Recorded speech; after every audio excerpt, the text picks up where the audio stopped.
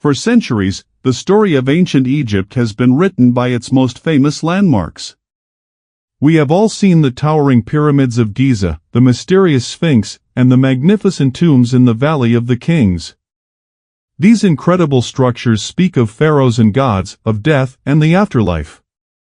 They are stone poems dedicated to eternity. But for a very long time, a huge piece of the puzzle was missing. Where were the cities of the living? Where were the bustling streets, the houses of everyday people, the palaces where pharaohs actually lived their lives, not just where they were buried? Archaeologists knew they must have existed, but the traces were faint. The desert sands are deep and relentless, swallowing entire worlds over time. The search for a lost city, a true urban center from the golden age of the pharaohs, became a kind of holy grail for Egyptology. There were whispers in historical texts and ancient papyri about glorious, thriving metropolises. One of these legendary places was called the Rise of Aten, a city built by the most mysterious and revolutionary pharaoh of all, Akhenaten. But for a long time, it was considered just that, a legend, a story, a myth that was too good to be true. Many thought that if it did exist, it would be nothing more than a few scattered foundations, a ghost of a settlement that would tell us very little. The idea of finding a complete, well-preserved city, with its streets still intact and its rooms filled with the objects of daily life, seemed like an impossible dream. It was a dream, however, that a team of archaeologists refused to give up on. They were driven by a simple, powerful question: what if the greatest discovery in Egyptology was not a tomb, but an entire city? The story of this incredible discovery begins not with a grand expedition, but almost by accident. It was 2020, and a team led by the renowned Egyptian archaeologist Dr. Zahi Hawass was working in a completely different context. They were investigating the area around the mortuary temple of King Tutankhamun, one of the most famous pharaohs. The goal was simple: to learn more about the funerary rituals of the time. They started digging, expecting to find small artifacts or perhaps extensions of the known temple complex. No one was prepared for what came next. Just weeks into the excavation, their tools hit something hard and regular. It was not a random rock. As they carefully brushed away the sand, a shape emerged. It was a wall. Then, another one. And then another. Soon, they realized they were not looking at isolated structures, but at a network of them. They had uncovered the beginning of a dense urban settlement. The initial shock was overwhelming. The team expanded the excavation area, and with every sweep of the brush, more of the city revealed itself. They found zigzagging walls, which is a signature of architectural design from the 18th dynasty, a peak period in ancient Egyptian history. They found rooms filled with tools, pottery, and even items of jewelry. This was not a burial site, this was a place where people had lived, worked, and laughed. The sheer scale of what was lying beneath their feet was beginning to dawn on them. They had not found a small village. The initial mapping suggested they were standing on top of a vast metropolis, stretching in all directions, larger than any ancient city found in Egypt before. As the excavation continued, the true miracle of this lost city became clear. It was not just big, it was almost perfectly preserved. It was as if the inhabitants had just stepped out for a moment, leaving their lives behind. The sands had acted as a perfect time capsule, sealing the city in a state of suspended animation for over 3,000 years. The archaeologists began to map out distinct neighborhoods.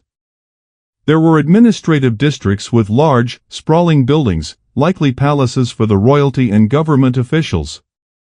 There were residential areas with mud brick houses, some small and humble, others large and luxurious, suggesting a society with different social classes.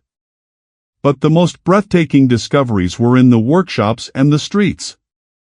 One area was dedicated to production. They found a bakery, complete with ovens and storage pots, and even the remains of bread still inside. Nearby was a kitchen complex, large enough to serve a massive number of people, perhaps even an army. They found a weaving workshop with spindles and tools, and a pottery workshop with molds and unfired vessels still waiting for the kiln. They even found an area for manufacturing mud bricks, complete with the builder's handprints still visible in the clay. Then there were the smaller, more personal finds: rings, scarabs, colorful pottery, and tools for weaving and writing. These objects were not treasures meant for a king's afterlife, they were the everyday items of ordinary Egyptians. This was no longer just an archaeological site, it was a living, breathing portrait of a complete community, offering a clearer window into the daily life of ancient Egypt than anyone had ever had before.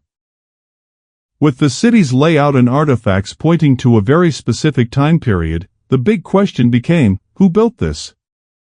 All the evidence began to point to one of the most controversial figures in Egyptian history, Pharaoh Amenhotep IV. Early in his reign, this pharaoh did something that shook Egypt to its core. He rejected the entire pantheon of Egyptian gods, who were led by the powerful Ammonius, and declared that there was only one supreme god to be worshipped, the sun disk, Aten. To cement this radical religious revolution, he changed his name to Akhenaten, meaning effective for the Aten. He abandoned the traditional capital of Thebes and built a brand new, dedicated capital city from scratch in the middle of the desert. Historical records called this city the Rise of Aten. This lost city, discovered by Dr. Hawas's team, is that city. The dating of the artifacts, the inscriptions found on wine jars and clay seals, and the architectural style all perfectly match the reign of Akhenaten. This discovery finally gives us a physical, tangible understanding of his grand and desperate project. We can now walk the streets of the city he built to glorify his one God. We can see the administrative buildings from which he tried to run his empire and enforce his new religion. This city was the very heart of his revolution, a place where art, culture, and worship were transformed. Its discovery does not just tell us about urban planning, it tells us about one man's attempt to change the soul of an entire civilization. And its incredible preservation suggests it was abandoned very suddenly after his death, when his son, the famous Tutankhamun, rejected his father's ideas and moved the capital back to Thebes, leaving the city to be swallowed by the sands. The discovery of the Rise of Aten is so much more than just another archaeological dig. It is a discovery that fundamentally rewrites our understanding of ancient Egypt.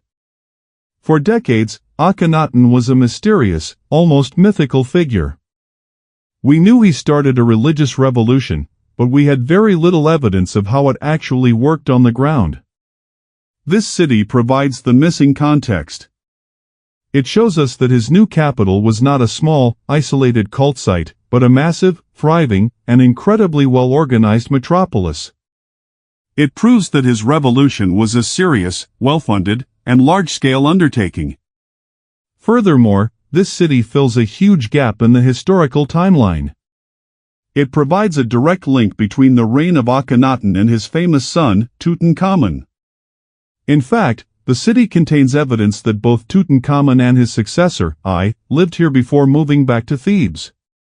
This means we now have the physical home of King Tut, the boy king. The artifacts and buildings from this city will help us understand Tutankhamun's upbringing and the influences that shaped him.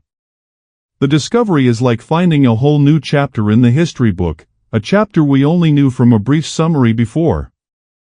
It gives us an unprecedented look at the life of ordinary people during one of the most turbulent and fascinating periods in Egyptian history. It is not just a lost city, it is a key that unlocks the secrets of a family of pharaohs who changed the world, and it reminds us that beneath the sands, the greatest stories are still waiting to be told.